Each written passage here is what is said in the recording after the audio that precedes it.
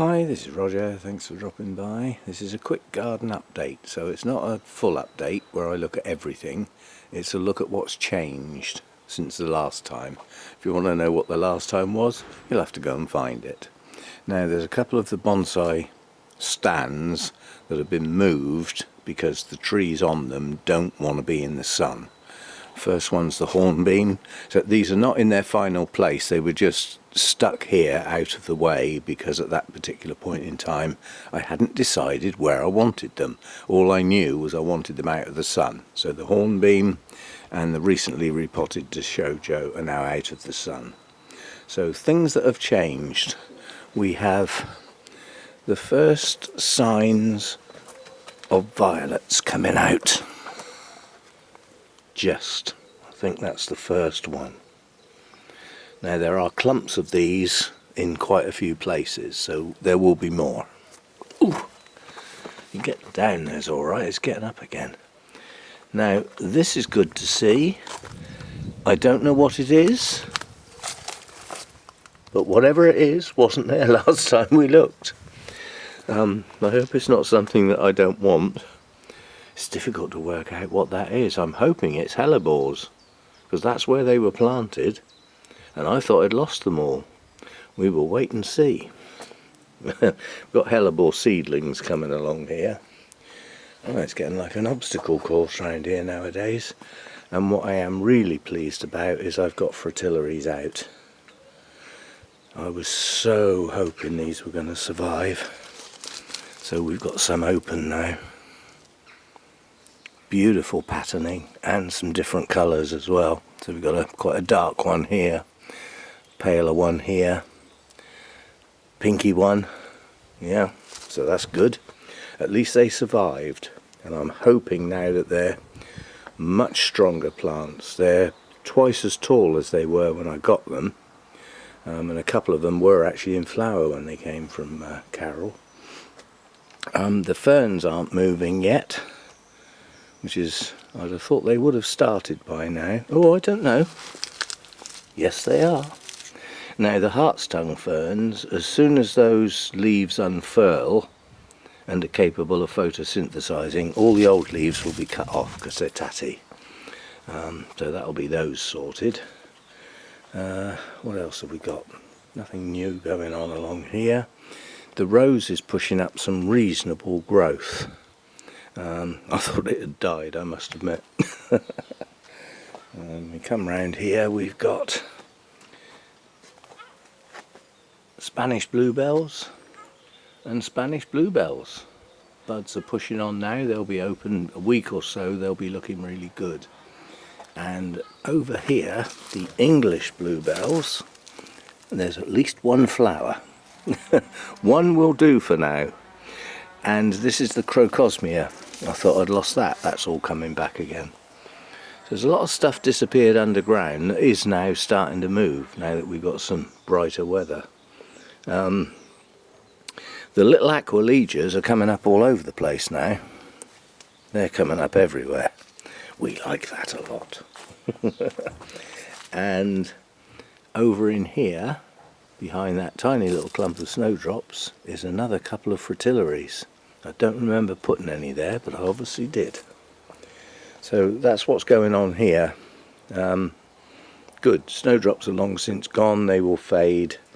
The rest of the daffs will be gone soon. This little clump here is, I've taken a lot of the seed heads off.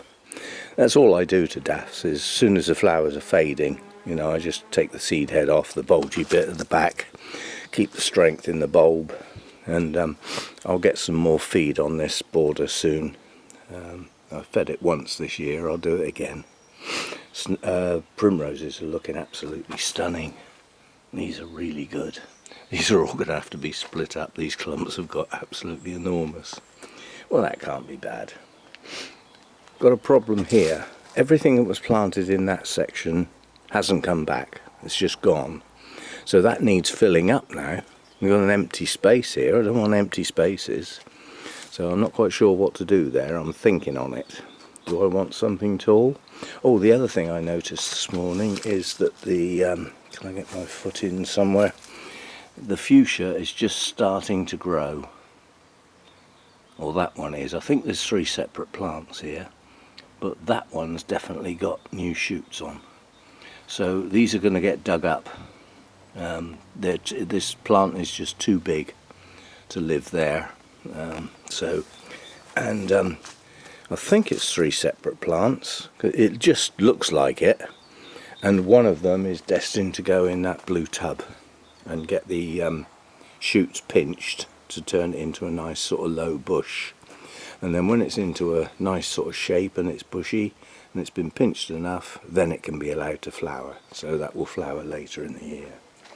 That's that. What's going on over here? There's not much. These, can't remember what this is, alder or aspen. Alder, I think. That's starting to shoot now. And the oak that I'm allowing to live is also just showing buds swelling. Over here, the forget-me-nots are starting to shoot now. This is the big original clump. So we've got some nice bits of blue showing up now. That's just going to keep getting better and better and better, because a lot of the flower spikes will extend and then they extend again. We've got a couple of pink ones. That does happen. It's natural. So that's that.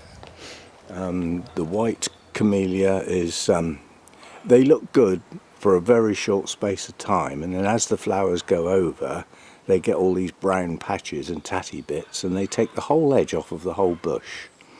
But if you look within the bush, can I get in there? Yes. 3 steps. The clematis, or clematis as I'd prefer to call it, is really shooting. And that has the most enormous flowers, and with the amount of growth there is on it this year, I think we might get quite a lot. But these are nice blooms. As I said, they just do that as they go over. It takes the edge off. It's an easy way round that. Put them down there. That means I've got to come out and do it all the time. But it is looking good. Oh, hop, skip and jump. I did notice we've got quite a large forget-me-not that's got going here. Having weeded all round here at the weekend with Hannah, there's a lot of bare patches now, but they were weeds. I'd prefer them to be bare patches. But I'm going to have to get the hose out tomorrow. The ground cover plants are not going to survive being in the sun like this. Having had a dry spell, March has been incredibly dry, and now we've got bright sun every day for a week. So if I don't water, lots of things are going to die. This is the same camellia, short-lived blooms. As they go over, or as the frost gets them on, in this case, they get all tatty. Take the whole edge off of the look of the whole bush. So some people might love them, but I don't. They're okay. They're a nice splash of colour, and I should, if I come out here every day and get rid of the brown ones, I'm sure it'll look wonderful. But should I have to do that? When they first come out, they're gorgeous, but then they do go brown. But then this bush put on a lot of growth last year. The maple, the red maple tree, is just coming out. The leaves are just starting to come. That's just been dormant, and so I haven't even bothered filming it. And the other thing is, if you look at those tatty looking twigs and look at all those swellings, those furry little swellings, that's the wisteria buds. That's not leaves, that's blooms. I think that's going to be pretty good, and that runs all along the top of the fence. So that's that. That wasn't there last time. There isn't really anything new around here. Nothing much going on.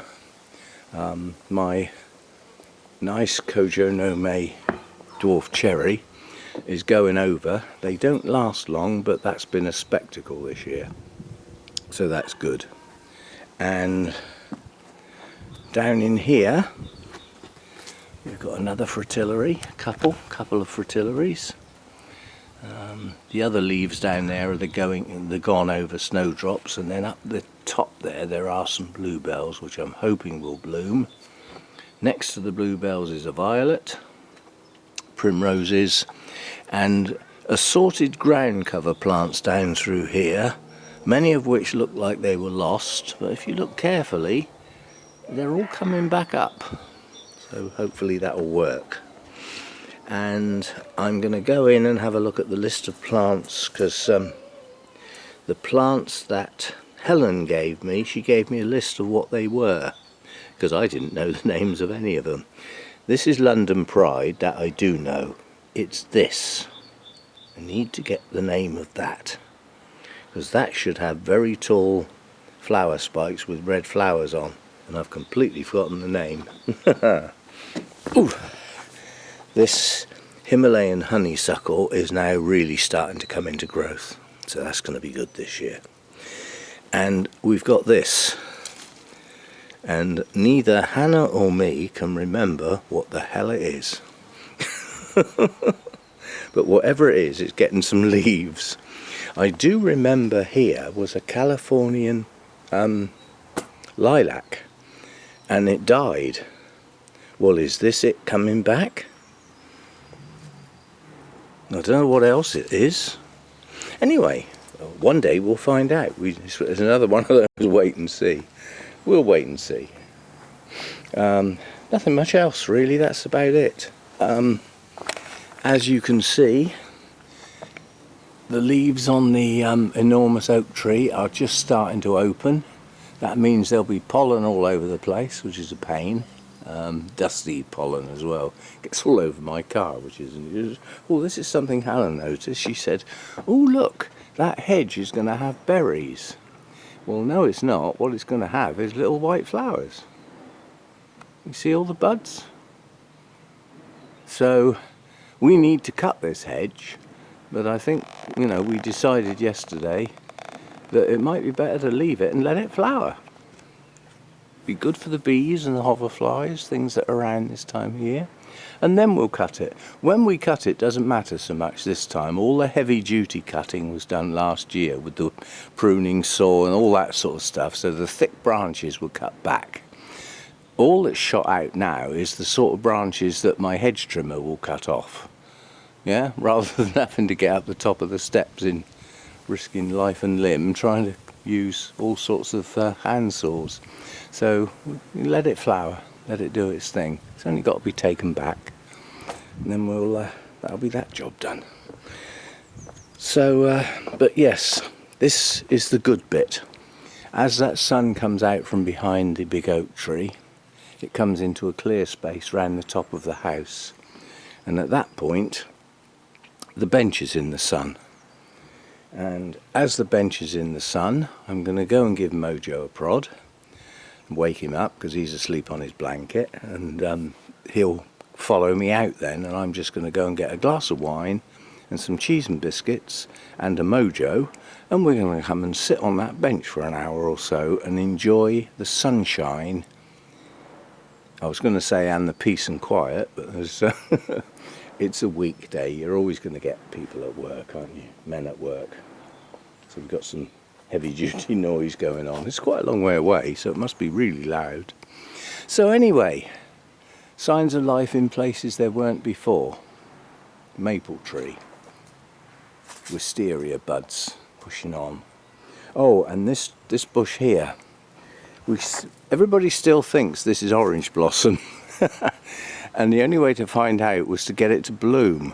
So it was pruned last year in such a way that it left some of last year's growth on. And as a consequence, we're hoping it's going to bloom this year, but it's starting to grow, so we've got leaves. And the laurel, I'd rather it didn't grow at all, but so be it. You have to remember all the time that this is not my garden. Yeah? The things that I've added in are things that I can take away. The things that were already here have to stay and be looked after. And that includes laurel bushes that I'd rather see the back of. Spiky plant here that I'd rather see the back of. It's evil, that thing. Evil, I'll show you what I mean.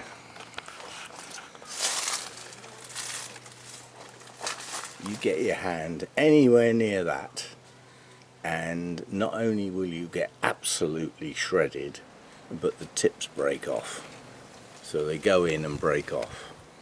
It's an evil plant. I'd rather see the back of that as well. Still, I can't do anything about the structural plants, they're not mine. So all I can do is add little bits in. And Hannah said, what are we going to do about all these pots up here? And I said, well, we'll probably plant things in some of them.